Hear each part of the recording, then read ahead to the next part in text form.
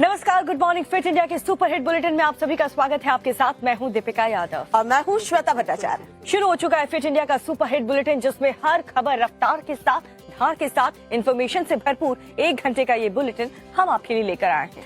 आज है संडे और थोड़ा सा आलस तो दीपिका संडे के दिन लगता ही है, लेकिन हम आपसे यही कहेंगे कि आप उठ गए हैं तो जरा उठ जाइए, हमारे साथ थोड़ी सी एक्सरसाइज कीजिए और ये बुलेटिन जरूर देखिए, क्योंकि इसमें तमाम वो खबरें होती है जो आपके लिए जानना बेहद ही जरूरी है। तो अगले 1 घंटे के लिए बने रहिए हमारे साथ, देखते रहिए फिट इंडिया का सुपर हिट बुलेटिन।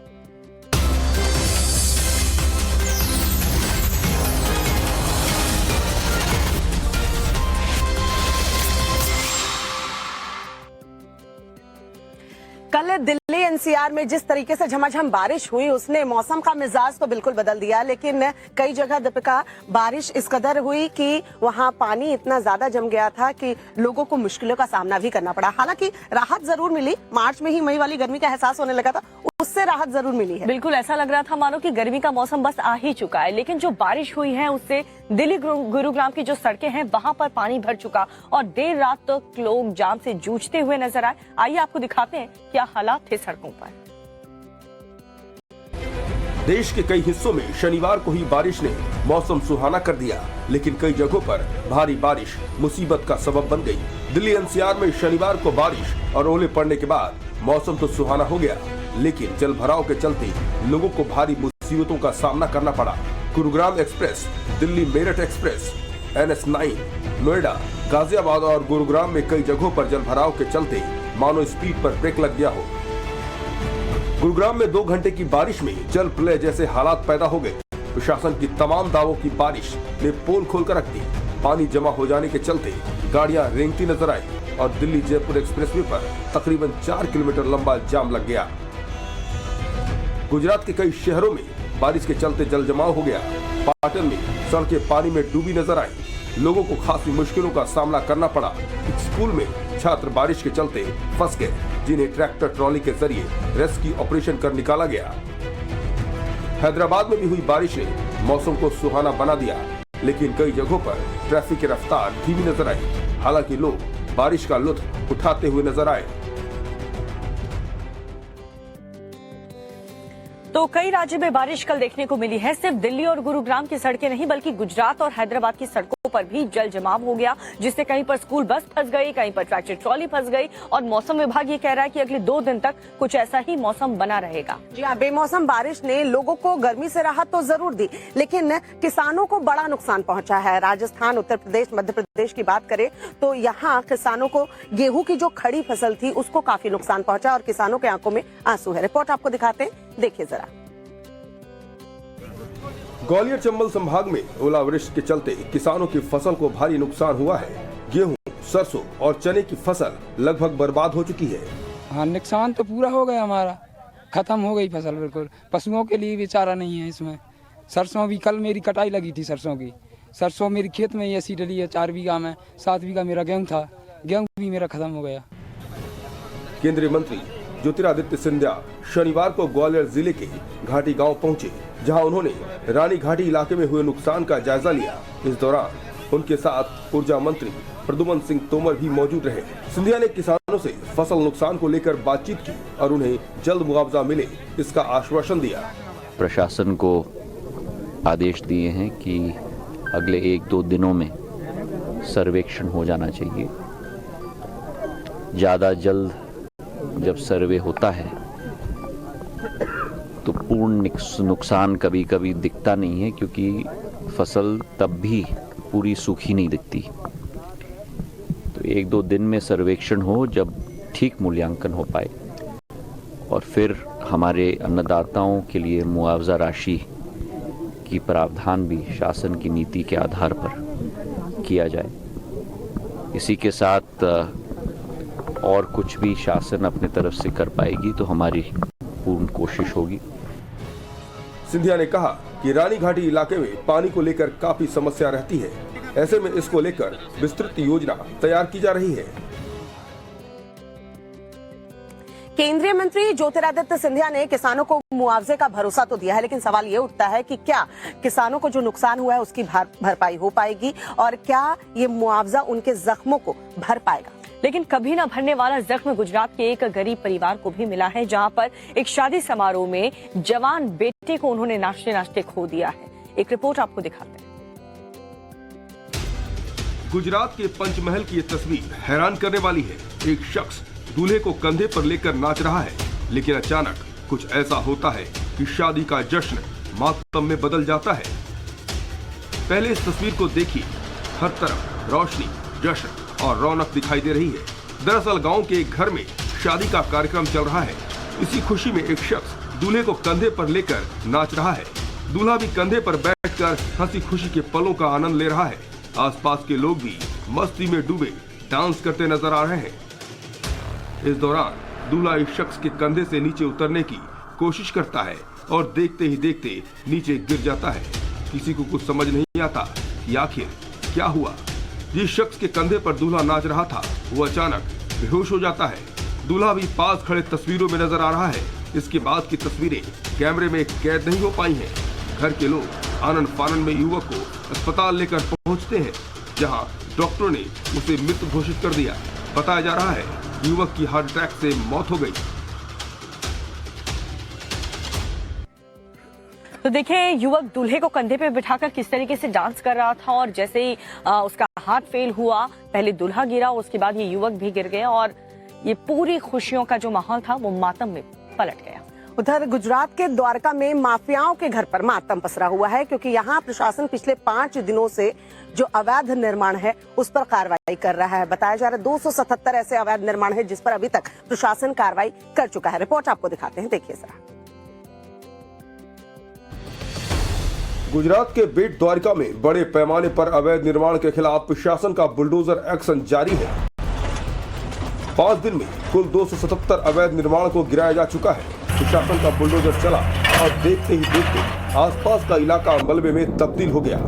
प्रशासन के मुताबिक हरसिद्धि माता मंदिर के पास बड़े पैमाने पर अवैध निर्माण किया गया था, जो कि राष्ट्रीय सुरक्षा के लिए भी खतरा बन सकता था। लिहाजा प्रशासन को बुलडोजर की मदद से इलाके को खाली करवाना पड़ा।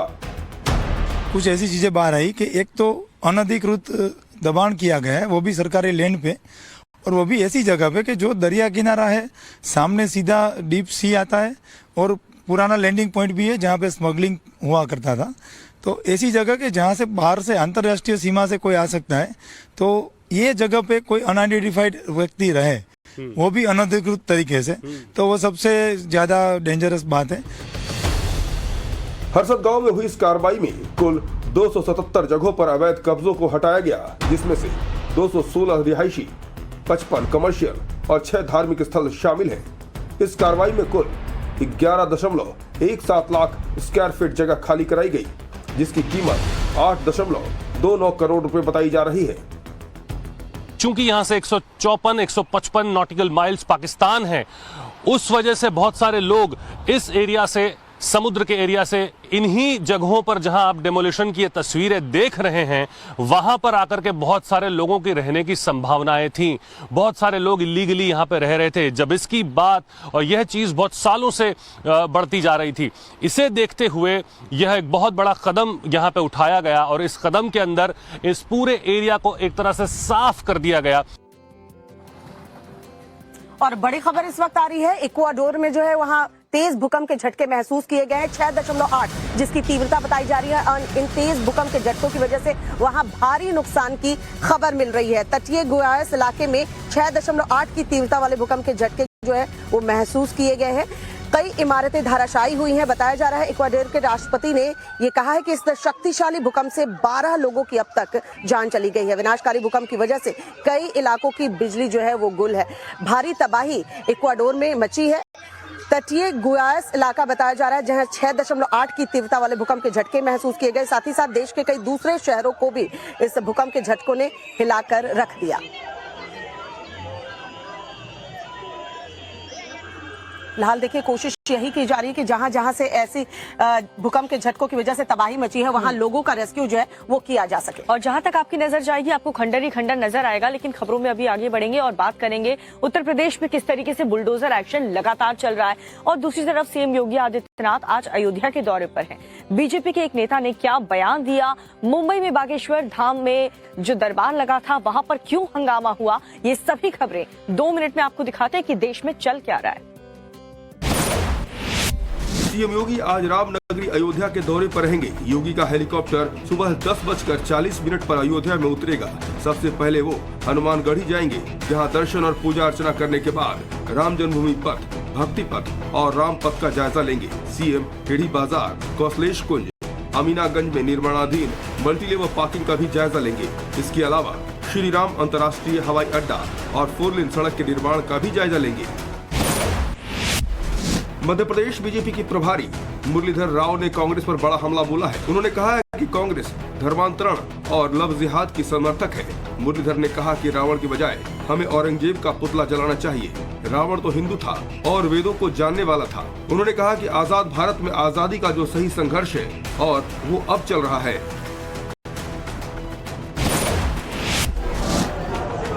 मुंबई के मीरा रोड पर बाबा बागेश्वर का दिव्य दरबार लगा है।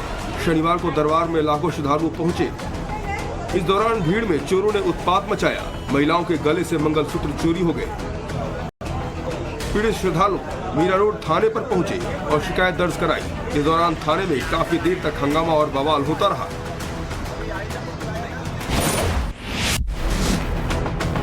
प्रधानमंत्री नरेंद्र मोदी और बांग्लादेश के प्रधानमंत्री शेख हसीना ने शनिवार को वीडियो कॉन्फ्रेंसिंग के जरिए मैत्री पाइपलाइन का उद्घाटन किया। ये भारत बांग्लादेश के बीच पहली ऊर्जा पाइपलाइन है, जिसे 377 करोड़ रुपए की लागत से बनाया गया है। प्रधानमंत्री मोदी और बांग्लादेशी प्रधानमंत्री शेख हसीना ने सितंबर 2018 में इस पाइपलाइन की आधारशिला रखी थी। कोलकाता में एसपी के राष्ट्रीय कार्यकारिणी की बैठक का आज दूसरा दिन है। शनिवार को बैठक में अखिलेश यादव, शिवपाल यादव समेत तमाम दिग्गज नेता शामिल हुए। बैठक को लेकर शिवपाल सिंह ने कहा कि सीएम ममता बनर्जी से अच्छी चर्चा हुई है। उन्होंने लोकसभा चुनाव में यूपी में 50 सीटें जीतने का दावा किया है। कोलकाता में अखिलेश की बैठक पर साध्वी निरंजन ज्योति ने कहा कि वो कोलकाता में चुनाव लड़ने की तैयारी कर रही हैं। अमृतपाल खुलेआम जो है वो कि देखिए किस तरीके से खालिस्तान की मांग कर रहा है और सरकार प्रशासन को खुले तौर पर वो चुनौती भी दे रहा है। लेकिन देखिए पुलिस के डर से छिपा भी फिर रहा है। हालांकि पुलिस ने उसके 78 साथियों को गिरफ्तार कर लिया है। तो जबरदस्त संग्राम यहाँ पर छिड़ा हुआ है अमृतपाल की गिरफ्तारी को लेकर के, उसके समर्थकों को लेकर के। लेकिन पूरे इलाके में फिलहाल इंटरनेट सेवा बंद कर दी गई है। अभी फिलहाल क्या अपडेट है इस खबर पर देखिए रिपोर्ट में। खालिस्तान समर्थक अमृतपाल सिंह पर पंजाब पुलिस का शिकंजा कस गया है। उसे भगोड़ा घोषित कर दिया गया है। उसके फाइनेंसर दलजीत सिंह कलसी को गिरफ्तार कर लिया गया है। पूरे पंजाब में पुलिस ने बड़े पैमाने पर ऑपरेशन शुरू किया है। पंजाब पुलिस ने अमृतपाल सिंह को भगोड़ा करार दिया है और कहा है कि अमृतपाल सिंह को अभी तक गिरफ्तार नहीं किया गया है। अमृतपाल को गिरफ्तार करने के लिए बड़े स्तर पर पूरे पंजाब में छापेमारी की जा रही है। अमृतपाल फरार है, लेकिन उसके 78 साथियों को गिरफ्तार कर लिया गया है। कई समर्थकों को हिरासत में लिया गया है। अमृतपाल का चाचा हरजीत सिंह, ड्राइवर हरप्रीत, गुर औरजला, तूफान सिंह और पपलप्रीत सिंह भी फरार है। पुलिस ऑपरेशन में राइफल समेत 9 हथियार और 373 कारतूस बरामद किए गए हैं। ਟੋਟਲ ਤੋਂ ਪੰਜਾਬ 'ਚ 78 ਦੇ ਆਸ-ਪਾਸ ਹੈਗੇ ਜਿਹੜੇ ਇਹਦੇ ਗਨਮੈਨ ਹੈਗੇ ਨੇੜੇ ਤੇੜੇ ਵਾਲੇ ਜਿਹੜੇ ਇਹਦੀ ਦੋਨੋਂ ਗੱਡੀਆਂ 'ਚ ਚੱਲਦੇ ਸੀਗੇ ਉਹ ਵੀ ਅਸੀਂ ਸਾਰੇ ਅਰੈਸਟ ਕਰ ਲਏ। ਜਿਹੜੇ ਉਹ ਹਥਿਆਰ ਲੈ ਕੇ ਚੱਲਦੇ ਸੀ ਉਹ ਸਾਰੇ ਬੰਦੇ ਫੜ ਲਏ ਜੀ ਅਸੀਂ। ਵੈਪਨ ਲੀਗਲ ਹੈ ਇਲੀਗਲ ਹੈ? ਉਹ ਤਾਂ ਹਜੇ ਚੈੱਕ ਕਰ ਰਹੇ ਹਾਂ ਜੀ, केस रजिस्टर्ड ਕੀਤਾ ਹੈਗਾ।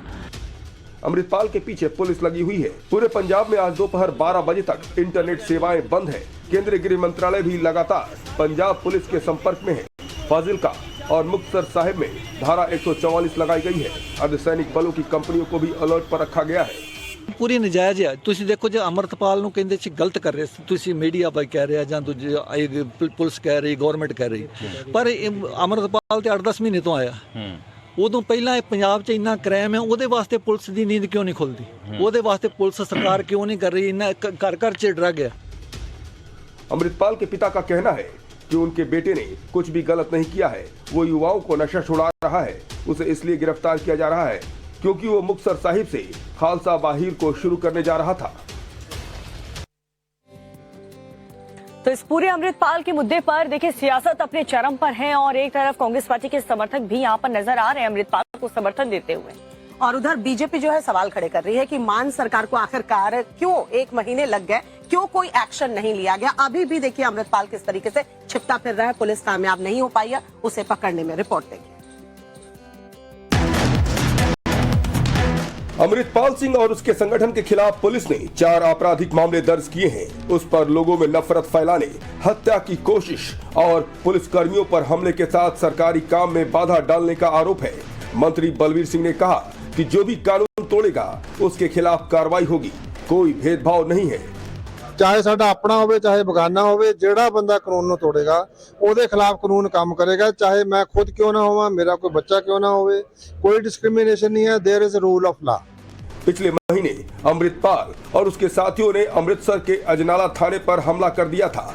उसके समर्थकों ने अपहरण और दंगों में आरोपियों में से एक तूफान सिंह की रिहाई के लिए उत्पात मचाया था। हमले में 6 पुलिसकर्मी जख्मी हो गए थे। पुलिस ने लोगों से अपील की है कि फेक न्यूज न फैलाएं और अफवाहों पर ध्यान न दें। आरोपियों के खिलाफ कानून के अनुसार निपटा जाएगा। अमृतपाल सिंह की घेराबंदी को लेकर पंजाब में सियासत भी गर्म हो गई है। काम लगभग 1 महीना पहले होना चाहिए था, जब अजनाला पुलिस के थाने में जाकर जिस प्रकार अमृतपाल ने वहां पर घटना चक्कर किया, जिस प्रकार वहां जाकर पुलिस के साथ हाथापाई करी। वही अमृतपाल के समर्थक कांग्रेस विधायक सुखपाल सिंह खैरा ने ट्वीट किया है कि मैं सीएम भगवत मान से आग्रह करता हूं कि यूएपीए या NSA जैसे कानून के तहत अमृतपाल सिंह पर कार्रवाई नहीं की जानी चाहिए, क्योंकि इस मामले में कोई आतंकी गतिविधि शामिल नहीं है। पंजाब पुलिस ने श्री गंगानगर में सीमा पर भी सुरक्षा बढ़ा दी है। अमृतपाल पर दरअसल देश विरोधी गतिविधियों में संलिप्त होने का आरोप है। बाहर की एजेंसियों से भी उसके लिंक सामने आ रहे हैं, ऐसी बातें भी सामने आ रही हैं। पूरे इस मामले पर गृह मंत्रालय की नजर जो है वो बनी हुई है। सेंट्रल फोर्स भी अलर्ट है इस मामले पर। जी हाँ, पंजाब पुलिस भी आज अलर्ट है क्योंकि सिद्धू मूसेवाला की आज बरसी है। जी हाँ, सिद्धू मूसेवाला की पहली बरसी है और इसको लेकर के मनसा में भारी समर्थक सिद्धू मूसेवाला की जुटेंगे, जिसको लेकर के पुलिस प्रशासन की टीम आज अलर्ट मोड पर है। सिंगर सिद्धू मूसेवाला की पहली बरसी आज मनसा में मनाई जाएगी। मनसा अनाज मंडी में हजारों लोगों के पहुंचने की उम्मीद है। इसको लेकर प्रशासन और पुलिस अलर्ट पर है। बरसी में कई बड़े नेताओं और सिंगर्स और कलाकारों के पहुंचने की उम्मीद है। मूसेवाला के पिता बलकौर सिंह ने मनसा में बरसी मनाने की घोषणा की है। बढ़ रही गर्मी को देखते हुए बरसी समय से पहले करने का फैसला लिया गया है। पिछले साल 19 मई को मानसा में सिद्धू मूसेवाला की हत्या कर दी गई थी। 3 दिन पहले मूसेवाला के पिता ने कहा था कि गैंगस्टर बिश्नोई का इंटरव्यू उनके बेटे को बदनाम करने की साजिश है। उन्होंने लॉरेंस के खिलाफ कार्रवाई पर देरी पर भी सवाल उठाए थे। ਲਾ ਐਂਡ ਆਰਡਰ ਤੇ ਤਾਂ ਹੈਗੇ ਹੀ ਹੈਗੇ ਔਰ ਇਹ ਇੱਕ ਸਿੱਧੂ ਦੀ ਛਵੀ ਨੂੰ ਖਰਾਬ ਕਰਨ ਦੀ ਖਾਤਰ ਨਾ ਜਿਹੜੇ ਅਡੰਬਰ ਸਾਰੇ ਰਚ ਰਹੇ ਨੇ, ਪਰ ਇਹਦੇ 'ਚ ਕਾਮਯਾਬ ਨਹੀਂ ਹੋਣਗੇ। ਅਸੀਂ ਸਾਡੇ ਪੱਲੇ ਸੱਚ ਹੈ, ਅਸੀਂ ਸੱਚ ਨੂੰ ਲੈ ਕੇ ਲੋਕਾਂ ਦੇ ਵਿੱਚ ਜਾਂਦੇ ਹਾਂ। सिद्धू मूसेवाला की पुण्यतिथि पर होने वाली सभा को लेकर पुलिस और जिला प्रशासन हाई अलर्ट पर है। बलकौर सिंह ने कहा कि बरसी पर सिद्धू की हत्या और इसकी जांच से जुड़े सभी मुद्दों पर विस्तार से बात करूंगा। साजिश रचने वाले और करोड़ों रुपए की फंडिंग वाले लोग अभी तक गिरफ्त से बाहर हैं। तो सिद्धू मूसेवाले की हत्या जो थी वो पिछले साल कर दी गई थी 24 मई को। हालांकि परिवार वाले ये कह रहे हैं जो मुख्य साजिश करता है वो अभी भी पुलिस की गिरफ्त से बाहर है। हालांकि ये पूरा आरोप लॉरेंस बिश्नोई गैंग पर लगा था। पुलिस की गिरफ्त से बाहर तो प्रयागराज शूटआउट के कई आरोपी भी हैं। हालांकि शनिवार के दिन यूपी एसटीएफ को बड़ी कामयाबी जो है वो हाथ लगी है, क्योंकि यहाँ जो वारदात में इस्तेमाल की गई थी गाड़ी क्रेटा, उसके मालिक को यूपी एसटीएफ की टीम ने गिरफ्तार कर लिया है। उमेश पाल हत्याकांड के आरोपी शूटरों के खिलाफ बुलडोजर एक्शन की तैयारी हो चुकी है। शूटर गुड्डू पंडित और मोहम्मद गुलाम की कुछ प्रॉपर्टी पर बुलडोजर चल सकता है। पीडीए ने अवैध संपत्तियों को लेकर नोटिस जारी कर दिया है। अतीक के एक करीबी नसीम को सीबीआई ने मुंबई से पकड़ा है। उस पर फरार शूटरों की मदद का आरोप है। वहीं शनिवार को यूपी एसटीएफ ने कौशाम्बी के संदीपन घाट में अतीक के गुर्गे शकील के ईंट के भट्टे पर छापा मारा। यहाँ शूटर के छिपे होने की आशंका थी। इस बीच पुलिस ने वारदात में इस्तेमाल क्रेटा कार के मालिक को बहराइच से गिरफ्तार कर लिया है। आरोपी रुखसार अहमद उर्फ पिंटू बॉर्डर पार कर नेपाल भागने की फिराक में था। रुखसार ट्रेवल एजेंट है और फोन पर ही किराए की गाड़ियां बुक करता था। क्रेटा उसने प्रयागराज में बिरयानी सेंटर चलाने वाले नफीस अहमद से खरीदी थी। प्रशासन ने फरार अतीक की पत्नी शाइस्ता परवीन के पोस्टर चौक चौराहों पर चस्पा करने की तैयारी कर ली है। शाइस्ता फरार चल रही है और उसके खिलाफ 25,000 का इनाम है। दूसरी तरफ मायावती ने अपने भतीजे की शादी का न्योता शाइस्ता परवीन को भेजा है, जिसको लेकर सवाल खड़े हो गए हैं। और चलिए वक्त हो चला है एक छोटे से ब्रेक का, लेकिन खबरें आगे भी जा रही हैं और जब ब्रेक से लौटेंगे तो आपको दिखाएंगे किस तरह। देख लीजिए कुछ वायरल वीडियोस। सोशल मीडिया पर वायरल हो रहे इस वीडियो को देखिए। स्कूटी पर सवार लड़की बाइक को बैक करने की कोशिश करती है, तभी उससे एक गलती हो जाती है। वो ब्रेक दबाने की जगह एस्केलेटर घुमा देती है और स्कूटी सीधे गेट से जा टकराती है। वहाँ मौजूद लोग फौरन उसके पास पहुँचते हैं और बाइक को बाहर निकालने की कोशिश करते हैं। इस वीडियो पर यूजर्स तरह तरह के कमेंट्स कर रहे हैं। दादी का ये वीडियो सोशल मीडिया पर खूब वायरल हो रहा है। दादी किसी को फोन लगाती हैं, फोन नहीं उठता, उधर से कंप्यूटर जनरेटर की आवाज आती है जिसे सुनकर दादी भड़क जाती है। तेरा क्या मतलब है जब हम कर रहे हैं? बच्चों पे क्या असर पड़ रहा है, जो बता दे। तू एकदम वो बोल पड़े बीच में। दादी का रिप्लाई सुन लोगों की हंसी नहीं हम अपने आप वाई से बात करेंगे, तू क्यों कूदे बीच में? फोन पर अपनी मालकिन से बात करते हुए डॉग का क्यूट वीडियो वायरल हो रहा है, जिसमें वो बात करते हुए रो रहा है। सुनिए।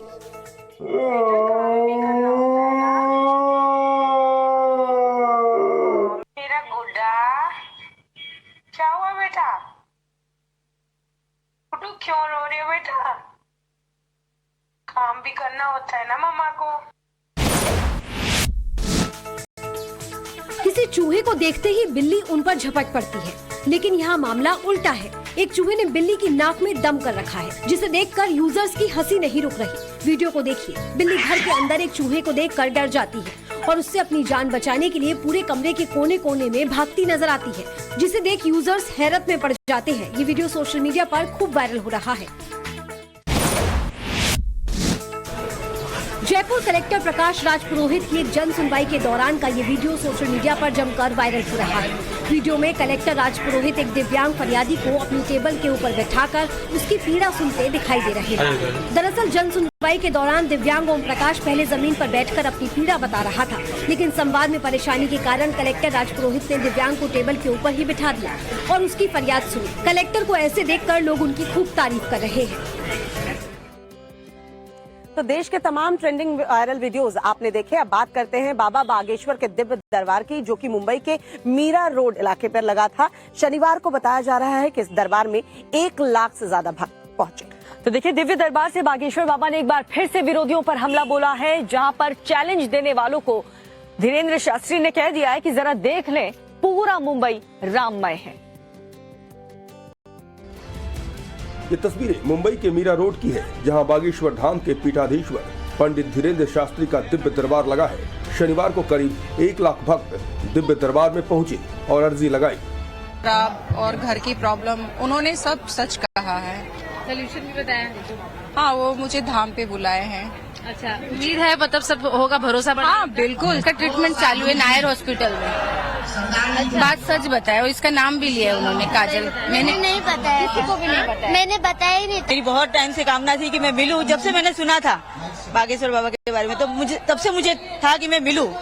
और देखो, भगवान की कृपा से यहाँ ये मेला लगा और हमें मतलब हमारी जो कामना थी वो पूरी हो गई। अच्छे से बैठ गया। बाबा जी प्रवचन दे रहे, ठीक है दे रहे, मैं अपना मोबाइल में खेल रहा था और वीडियो निकाल रहा था और मेरे वाइफ को वीडियो कॉलिंग करा, कितना गर्दी है देख ले।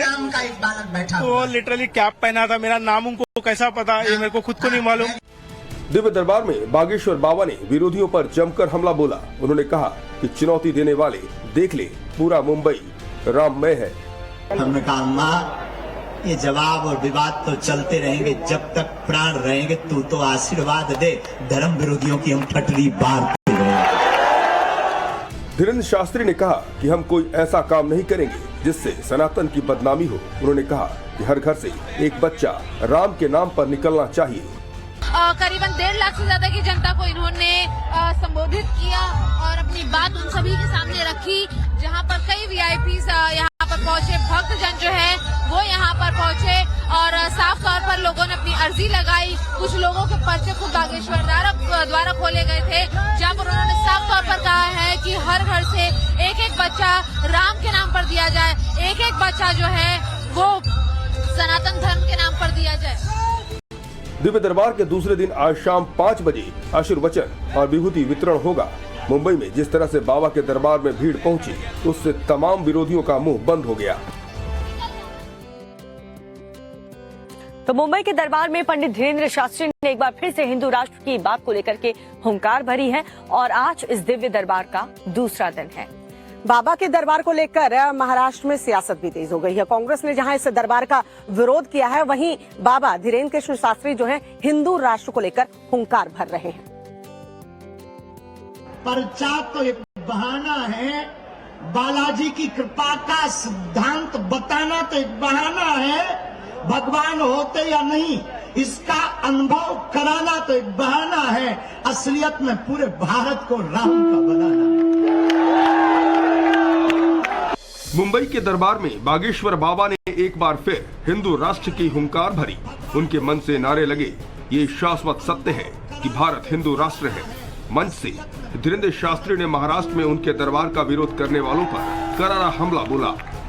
मेरे पागलों, हमारा जो होता हो जाने दो, जब तक तन में प्राण है हम अपना काम सनातन का करके ही रहेंगे। मुंबई से सटे थाने में बागेश्वर धाम का मंदिर बनाया जाएगा। धीरेन्द्र शास्त्री ने कहा कि भारत हिंदू राष्ट्र तभी घोषित होगा जब हिंदुओं में एकजुटता आएगी। हमारा धर्म तोड़ना नहीं, जोड़ना सिखाता है। घर घर लिखवा दो, देखो भारत हिंदू राष्ट्र घोषित तभी होगा जब घर घर लोग जग जाएंगे। जिस दिन अच्छा, भारत हिंदू राष्ट्र का मतलब ये नहीं है कि किसी दूसरे पंथ के लोगों को कहीं जाना पड़ेगा। भारत हिंदू राष्ट्र का मतलब है सनातनियों में एकता, हिंदुओं में एकता, और सब यहीं रहेंगे, हमें किसी से दिक्कत नहीं है। भारत हिंदू राष्ट्र, क्योंकि हमारा धर्म जोड़ना सिखाता है, तोड़ना नहीं सिखाता है। और हिंदुओं जाग जाओ और सनातन का झंडा अब जगह जगह फहराओ। धीरेन्द्र शास्त्री के दिव्य दरबार को लेकर महाराष्ट्र में सियासी संग्राम भी छिड़ गया है। कांग्रेस ने दरबार का विरोध किया और हाईकोर्ट में भी अर्जी दाखिल की है। हिंदू राष्ट्र को लेकर दरअसल सियासी संग्राम जो है वो जारी है। एक तरफ बाबा बागेश्वर कह रहे हैं कि हिंदू राष्ट्र तभी घोषित होगा जब हिंदुओं में एकता आएगी। हमारा धर्म जो है जोड़ना जानता है, तोड़ना नहीं। और धर्म के नाम पर जोड़ने और तोड़ने की राजनीति जो है वो असदुद्दीन ओवैसी भी कर रहे हैं। दरअसल बिहार के वो दौरे पर हैं और किस तरीके से नीतीश कुमार और तेजस्वी यादव पर उन्होंने हमला बोला है, अगली रिपोर्ट में देखिए। एआईएमआईएम अध्यक्ष ओवैसी के सीमांचल दौरे को लेकर बिहार में सियासत गर्म है। शुक्रवार को ओवैसी ने बायसी में जनसभा को संबोधित किया और कहा कि नीतीश तेजस्वी बेईमान है, इन्हें सीमांचल की जनता माफ नहीं करेगी। अपने आप को सेकुलर कहते हैं, वो नाहल हैं। इन कैपेबिलिटी उनमें है, इन कैपेसिटी उनमें है, उनमें बीजेपी से लड़ने की आइडियोलॉजी उनकी क्लियर नहीं है। कभी आप जिसको पलटू राम बोलते हो उसको अपना राजा बना लेते हैं। ओवैसी ने कहा कि नीतीश अपने गिरेबान में झांक कर देखे, उनकी पार्टी कुर्मी और कुशवाहा से आगे बढ़ ही नहीं पाई। आरजेडी और जेडीयू ने दौलत के बल पर उनके जीते विधायकों को खरीदा। शनिवार को किशनगंज जिले के अमौर में बड़ी संख्या में मुस्लिम समाज के लोगों ने उनका जोरदार स्वागत किया। ये टेररिज्म नहीं है लोकतंत्र का, वहां पर क्योंकि उनकी सत्ता उनके लिए मुबारक है। हम सत्ता के लिए नहीं लड़ रहे हैं, सीमांचल के लिए, हम सीमांचल के इंसाफ के लिए लड़ रहे हैं। और जो लोग अपना ईमान बेच चुके हैं उनको सीमांचल की जनता उनको सबक सिखाएगी आने वाले विधानसभा में। ओवैसी ने कहा कि सीमांचल का विकास न तो केंद्र सरकार ने किया और न ही राज्य सरकार ने। अगर यहाँ विकास नहीं हुआ तो चक्का जाम कर देंगे। और हम बताना चाह रहे हैं नीतीश कुमार को और मोदी जी को कि अगर सीमांचल से इंसाफ नहीं होगा तो फिर इस जगह पर चक्का जाम होगा। हम जानते हैं चिकन हेड है ये, हम यहाँ पर चक्का जाम करेंगे। अब इल्जाम लगाइए, जो करते करिए। ओवैसी आज भी सीमांचल के जिलों में कई रैलियां और पद यात्रा करेंगे। सुबह 9:30 बजे बहादुरगंज पहुंचेंगे और पद यात्रा शुरू करेंगे। दोपहर 1:30 बजे रायपुर पंचायत में उनकी जनसभा होगी। तो देखिए, सीमांचल के कई ऐसे जिले हैं जहां पर मुस्लिम बहुत ज्यादा है, मुस्लिम आबादी बहुत ज्यादा है, और यहां पर पिछले चुनाव में ओवैसी की पार्टी ने जबरदस्त जीत दर्ज कराई थी और अब यही उम्मीद असदुद्दीन ओवैसी को 2024 में भी है।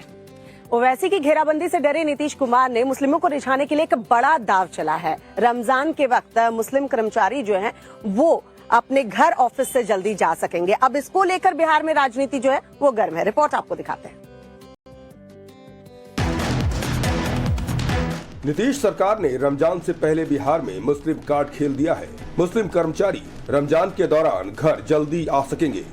इस संबंध में बिहार सरकार ने लिखित आदेश जारी कर दिया है। बिहार सरकार का कहना है कि इसमें कामकाज पर कोई असर नहीं पड़ेगा। वहीं बीजेपी ने इस फैसले को लेकर नीतीश सरकार को आड़े हाथों लिया है। बीजेपी ने नीतीश सरकार से सवाल किया है कि क्या नवरात्र पर हिंदू कर्मचारियों को भी ये सुविधा मिलेगी। अभी रामनवमी का त्योहार है, हिंदुओं को तो सुबह भी बैठना पड़ता है 11 बजे तक पूजा करने के लिए, और 5 बजे शाम से भी पूजा करते हैं। हर कोई जानता है, हर हिंदू के घर में रामनवमी होती है। तो हिंदुओं को क्यों नहीं छूट मिलेगी? इस तरह से किसी जाति विशेष के लिए अलग से छूट देना बिहार को, और ये जो PFI का एजेंडा है कि 2047 में इस्लामिक राष्ट्र बनाना है, इसके लिए बिहार सरकार कहीं ना कहीं मदद पहुंचाने का काम कर रही है, जो बहुत ही निंदनीय है। बीजेपी ने वार किया तो जेडीयू का भी जवाब आया। जेडीयू नेता ललन सिंह ने कहा कि भारतीय जनता पार्टी प्रदेश में उन्माद फैलाना चाहती है। धार्मिक उन्माद फैला, और बिहार के मुख्यमंत्री माननीय नीतीश कुमार जी सदैव से बिहार में 17 वर्षों से ये शासन चला रहे हैं कि बिहार में सामाजिक सद्भाव, सांप्रदायिक सद्भाव कायम रहे, और उसके लिए जो भी करना होता है वो करते हैं, और उसी के तहत ये कार्रवाई। बिहार सरकार की तरफ से जारी आदेश के मुताबिक इस सुविधा का लाभ सरकार के स्थायी और संविदा पर काम करने वाले सभी कर्मचारियों के अलावा आउटसोर्सिंग कर्मियों को भी मिलेगा। एक बड़ी खबर आ रही है अमृतपाल से जुड़ी हुई, वो हम आपको बता दें। अमृतपाल को लेकर खुफिया एजेंसियों ने एक बड़ी जानकारी जो है वो दी है। बताया जा रहा है कि ISI एजेंट है अमृतपाल सिंह। ये जानकारी जो है खुफिया एजेंसियों की तरफ से पंजाब पुलिस को दी गई है। बताया ये भी जा रहा है कि पंजाब के युवाओं को बरगलाना इसका मकसद है, पंजाब में माहौल बिगाड़ना इसका टारगेट है। अमृतपाल खालिस्तानी आतंकी अवतार का खास गुर्गा भी बताया गया है। माहौल बिगाड़ने के लिए दुबई से पंजाब लौटा है और दुबई में खालिस्तानी आतंकियों से इसने मुलाकात की थी। मनोज कुमार इस वक्त हमारे साथ फोन लाइन पर जुड़ चुके हैं। मनोज, ISI एजेंट है, ये जानकारी अगर खुफिया एजेंसियों को है तो जल्द से जल्द अमृतपाल की गिरफ्तारी होनी चाहिए। बिल्कुल, देखिए ये ऐसा इनपुट पहले से था खुफिया एजेंसियों के पास, और इसी इनपुट के आधार पर जब पंजाब पुलिस ने और खुफिया एजेंसियों ने मिलकर अमृतपाल के खिलाफ जो मुहिम शुरू की है, उसी के तहत करीब 78 लोग उसके पकड़े गए हैं। फिलहाल अमृतपाल की तलाश चल रही है, लेकिन अब ये बिल्कुल क्लियर हो गया है कि अमृतपाल सिंह यहाँ दुबई से अचानक नहीं आया था। ये एक बड़ी साजिश थी जिसमें पाकिस्तान की खुफिया एजेंसी ISI शामिल थी, जिसने जो खालिस्तानी आतंकी हैं या खालिस्तानी जो संगठन है उनसे जुड़े हुए जो लोग हैं उनको फंड किया, और उनके माध्यम से अमृतपाल को भारत भेजा गया, पंजाब भेजा गया, और यहाँ युवाओं को एकजुट करके एक मुहिम शुरू करने की तैयारी थी, लेकिन उस पर बड़ा क्रैकडाउन पंजाब पुलिस ने किया है। जी बिल्कुल मनोज, आज इस पूरी बड़ी खबर पर दिन भर आप नजर बनाए रखिएगा। आगे भी लगातार अपडेट आपसे लेते रहेंगे। फिलहाल आपका शुक्रिया इस जानकारी के लिए। चलिए खबरों में आगे बढ़ेंगे। फिट इंडिया के सुपरहिट बुलेटिन में बात करेंगे स्पोर्ट्स जगत से जुड़ी कुछ अहम खबरों की। 2 मिनट में आपको दिखाते हैं कि स्पोर्ट्स की दुनिया में क्या कुछ चल रहा है। विमेंस प्रीमियर लीग 2023 में मुंबई इंडियंस की जीत का सिलसिला थम गया है। मुंबई को यूपी वॉरियर्स ने 5 विकेट से हराया। पहले बल्लेबाजी करते हुए हरमनप्रीत कौर की टीम 127 रनों पर ऑल आउट हो गई। WPL में यूपी वॉरियर की तरफ से खेल रही है। ये हमारे सर पे मार दिया ना तो गेंद निकल आएगी सर से। नहीं सर। इस जीत के साथ यूपी ने अपने प्लेऑफ में प्रवेश करने की दावेदारी और मजबूत कर ली है। टीम पॉइंट टेबल पर तीसरे नंबर पर कायम है। अब टीम के खाते में 6 अंक हैं। क्रिकेटर हरभजन सिंह के नाम पर ठगों ने लोगों को लूटना शुरू कर दिया है। सोशल मीडिया पर हरभजन सिंह के नाम से फर्जी अकाउंट बनाकर लोगों से पैसे मांगे जा रहे हैं। इंस्टाग्राम पर भज्जी के नाम से अकाउंट बनाकर ऑडियो मैसेज छोड़े जा रहे हैं। हरभजन सिंह ने तुरंत अपने ट्विटर हैंडल पर मैसेज छोड़ा। फेक अकाउंट से सतर्क रहें। भज्जी ने इसकी शिकायत साइबर क्राइम सेल से भी की है। भारत और ऑस्ट्रेलिया के बीच दूसरा वनडे आज विशाखापत्तनम में खेला जाएगा। भारतीय टीम आज जब मैदान पर उतरेगी तो सभी की नजरें केएल राहुल और रविंद्र जडेजा पर होगी। आज कप्तान रोहित शर्मा भी वापसी करेंगे, जो मुंबई में पहला मैच नहीं खेल पाए थे। बता दें कि पहले मैच में भारत ने वानखेड़े स्टेडियम में ऑस्ट्रेलिया को 5 विकेट से हराया था। भारत के दिग्गज टेनिस स्टार रोहन बोपन्ना और उनके ऑस्ट्रेलियाई जोड़ीदार मैथ्यू एबडेन ने अमेरिकी जोड़ी जैक सॉक और जॉन एंडरसन को हराकर इंडियन वेल्स मास्टर्स के फाइनल में प्रवेश कर लिया है और आज उनका सामना खिताब के लिए शीर्ष वरीयता प्राप्त नीदरलैंड के वेल से कुलहोफ और ग्रेट ब्रिटेन के नील स्कूप्सटी से होगा। टीम इंडिया के बाएं हाथ के तेज गेंदबाज अर्शदीप सिंह काउंटी चैंपियनशिप में खेलेंगे। वे जून और जुलाई में केंट के लिए 5 मुकाबलों में खेलते हुए नजर आएंगे। सरे, वॉरविकशायर, नॉर्थिम्पटनशायर, एक्सेस और नॉटिंघमशायर के खिलाफ खेलेंगे अर्शदीप। ये जानकारी केंट टीम ने अपने ऑफिशियल ट्विटर अकाउंट से दी है और वहीं अर्शदीप ने भी इंग्लैंड में रेड बॉल क्रिकेट खेलने की बात कही है। बता दें कि राहुल द्रविड़ की सलाह पर यह फैसला लिया गया है। तो ऑस्ट्रेलिया के साथ दूसरा वनडे मैच आज है और अगर आज टीम इंडिया जीतती है तो टीम इंडिया के पास वनडे सीरीज भी हो जाएगी, उस पर भी कब्जा हो जाएगा टीम इंडिया का। और महिला अगर आईपीएल की बात करें तो उसमें भी रोमांच इस वक्त जबरदस्त है। जी हाँ, और बात करें अगर राजस्थान की तो वहां पर देखिए इसी साल विधानसभा के चुनाव होने हैं, लेकिन कांग्रेस में घमासान अभी भी चल रहा है। लेकिन कांग्रेस के जो आला कमान है वहां से गहलोत को तो ग्रीन सिग्नल मिल गई, यानी कि सीएम के प्रत्याशी गहलोत ही होंगे इस बार। एक रिपोर्ट आपको दिखाते हैं। राजस्थान में जैसे जैसे विधानसभा चुनाव नजदीक आ रहे हैं, सियासी सरगर्मियां तेज हो गई हैं। राजस्थान के सीएम अशोक गहलोत ने शनिवार को दिल्ली में कांग्रेस अध्यक्ष मल्लिकार्जुन खड़गे से मुलाकात की।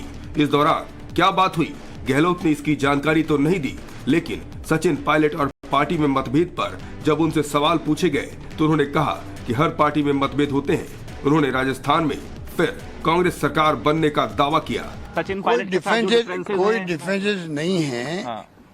अपने अपने मतभेद होते रहते हैं, हर पार्टी के अंदर है। बीजेपी की तो जो दुर्गति हो रही है राजस्थान में तो कहीं नहीं हो रही हुई देश के अंदर, तो आप किसकी बात करते हो। हमारी पार्टी में छोटे मोटे मतभेद तो चलते रहते हैं और हर राज्य में हर पार्टी में होते हैं, पर हम सब मिलकर चुनाव लड़ेंगे, चुनाव जीतेंगे और सरकार बनाएंगे। गहलोत और सचिन पायलट के बीच मतभेद कांग्रेस के लिए सिरदर्द बन चुका है। ऐसे में आलाकमान भविष्य में क्या पायलट को कमान सौंपेगा या फिर गहलोत के चेहरे पर ही आगे चुनाव लड़ेगी कांग्रेस, ये देखने वाली बात होगी। तो देखिए, फिट इंडिया के सुपरहिट बुलेटिन में फिलहाल हमें रुकना होगा एक बहुत छोटे से ब्रेक के लिए। खबरें आगे भी जारी है।